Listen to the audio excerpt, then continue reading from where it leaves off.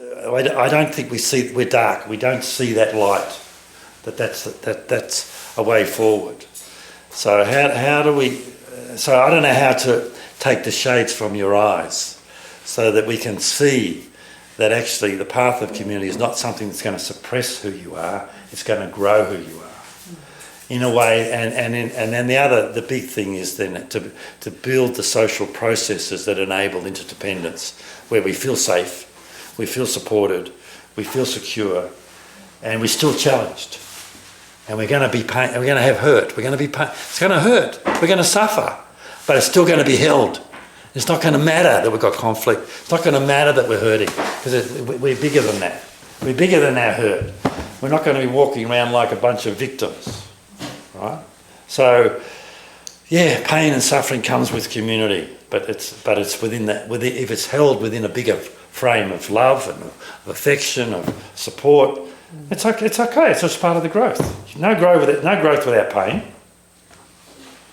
I just think it's really important also to see that, just as individuals can be profoundly healthy psychologically or profoundly sick, the same can be said of communities. There's some communities, and I can think of quite a few, where you have to be nice and warm all the time. And if you aren't, you're shunned. Yeah? So that's really unhealthy. And I remember sitting in a workshop with Jim Ive, who's very well known in these sort of circles, and he pointed out that one of the most successful community development projects ever was the Hitler Youth. And everybody tumbled from their chairs just about. But, so that... Can't hear. I said everybody nearly fell off their... What was it, though? Oh, the Hitler Youth. Ah. Yeah. So it's important to remember that and look for communities like this where people are open about talking about conflict and dealing with issues. Those are signs of health. Yeah, very good point. I think you're very good at it, and I'd just like to highlight that it's sometimes more and more is a bit like you're walking on eggshells and you can't really talk truth. So that can happen, and it's very easy to fall into not only being nice but also hiding, and too much, not enough transparency. I think we haven't talked about transparency today, and I think transparency is very important. Huh? Truth speaking. Yeah, truth speaking. Because it takes courage. So it does take courage to live in community, to tell your truth, and to find a way of telling your truth. And this is my difficulty of sharing it away with you, Peter. That you're still going to want to engage with me. You're not want to run for the hills. I think it came up before that bigger society and bigger megalopolis. I can hide. Yeah, you can. Yeah, but you can hide here too. Well, if we let maybe you. Not as easily. Not as easily. No, not as easily.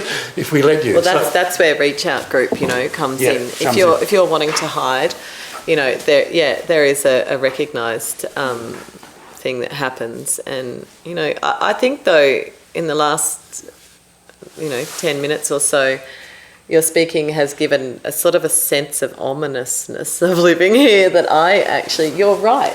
It can be scary, but I haven't felt like I've had to tiptoe around or not, face these issues.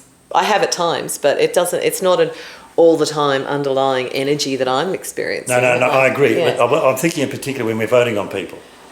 When we're coming together to vote on people, there's a tendency, therefore, not enough truth-telling. And very few people in Moora will say no matter what. So that's where I'm thinking of, a particular context where it's very difficult and challenging. But I saying really no is hard. Appreciate the opportunity to say no. Sorry? I'd like the opportunity to say no if we're voting on somebody becoming a member. If I don't feel like they're safe around my kids, it's a clear no. And, I love that I have that opportunity. And I guess that's what you don't get living downtown, is if your neighbour... Who's next door. you're worried about their behaviour,